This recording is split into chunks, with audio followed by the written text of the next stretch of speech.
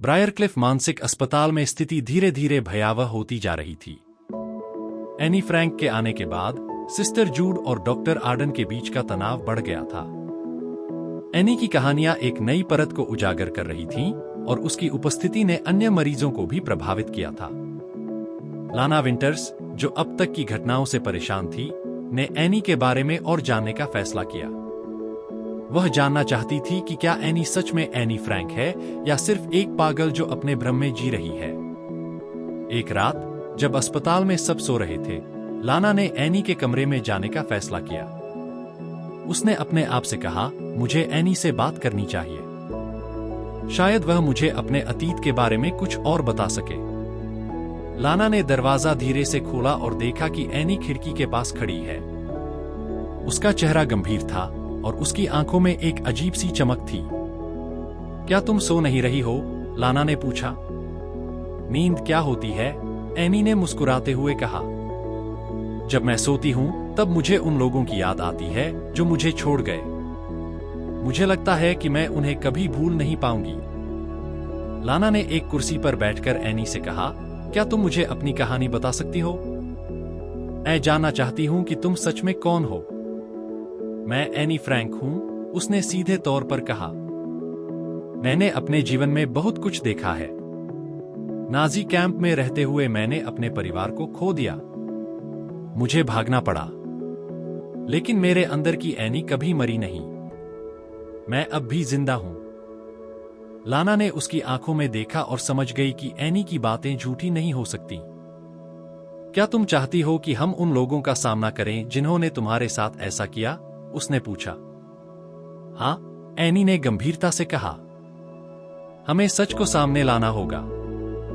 अगर तुम मेरी मदद करोगी तो मैं तुम्हें वह सब बता सकती हूं जो मैंने देखा है। लाना और एनी ने मिलकर एक योजना बनाने का निर्णय लिया।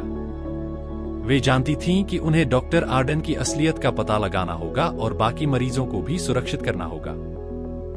हमें सबूत इकट्ठा करने होंगे, लाना ने कहा। अगर डॉक्टर आर्डन ने सच में हमें बर्बरता का शिकार बनाया है तो हमें सबको बताना होगा।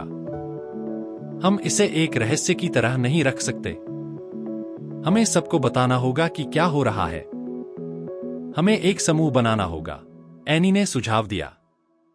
एक दिन जब लाना और एनी एक कमरे में एकत्रित हुए, डॉक्टर आर्डन ने उनकी बातचीत सुन ली।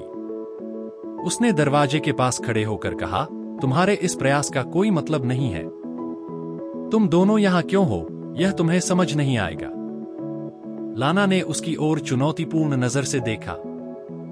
हम जानते हैं कि तुम कौन हो, डॉक्टर आर्डन। हम जानते हैं कि तुमने क्या किया है। डॉक्टर आर्डन की आंखों में क्रोध का एक नजर आया। तुम्हें यह समझना होगा कि तुम यहां किसके लिए हो। तुम्हारी बातें केवल भ्रम है।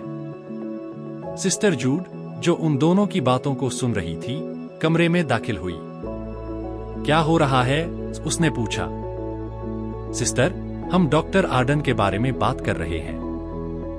हमें लगता है कि वह हमारे साथ गलत कर रहा है, लाना ने उत्तर दिया। सिस्टर जूड ने डॉक्टर आर्डन की ओर देखा। क्या यह सच है?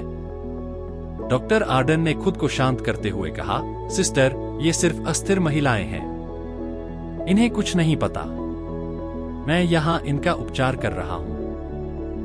लेकिन सिस्टर जूड को अब समझ में आ रहा था कि उसे अपनी आंखें खोलनी होंगी। तुम्हें यह सब खत्म करना होगा, डॉक्टर आर्डन। मैं अब और यह नहीं सह सकती।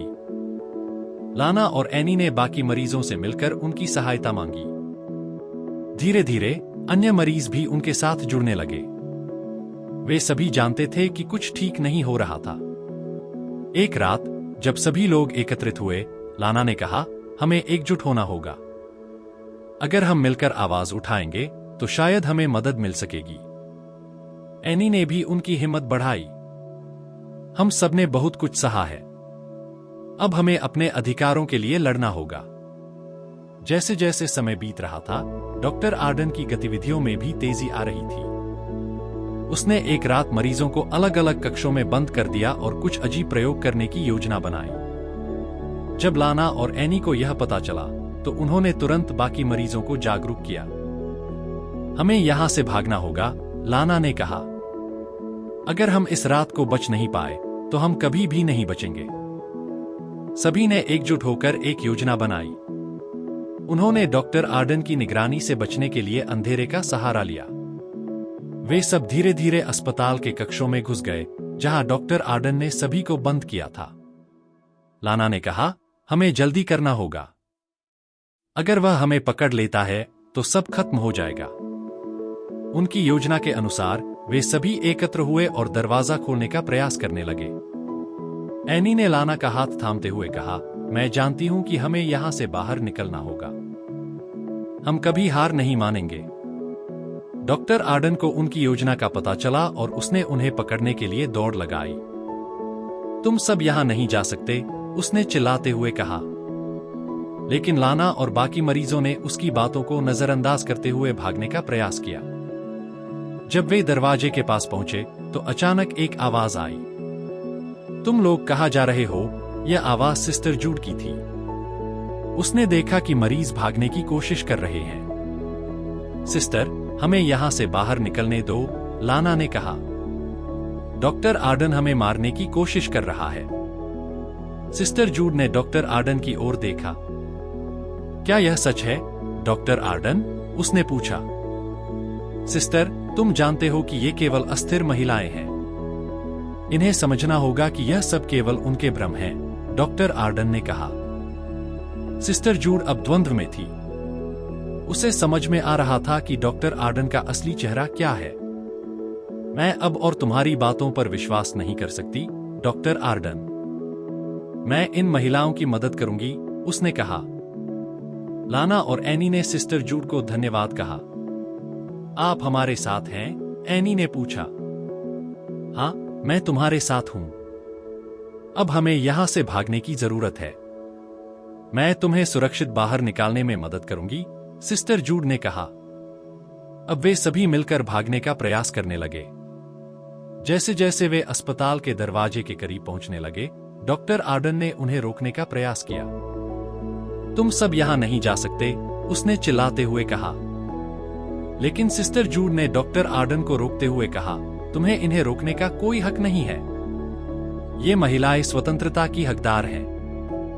डॉक्टर आर्डन और सिस्टर जूड के बीच एक बड़ा संघर्ष हुआ। लाना और एनी ने यह देखा और समझ गए कि उन्हें डॉक्टर आर्डन से बचने का प्रयास करना होगा।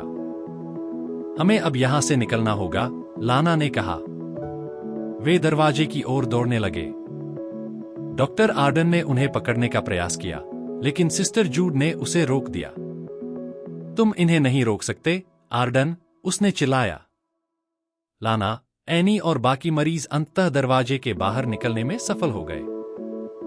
बाहर निकलते ही वे एक नई दुनिया में कदम रख रहे थे। हम अब स्वतंत्र हैं, एनी ने खुशी से कहा। लेकिन उन्हें यह भी समझ में आया कि उनकी लड़ाई अभी खत्म नहीं हुई थी। उन्हें सच्चाई को सामने लाना था और बाकी दुनिया को बताना था कि डॉक्टर आर्डन ने क्या किया था।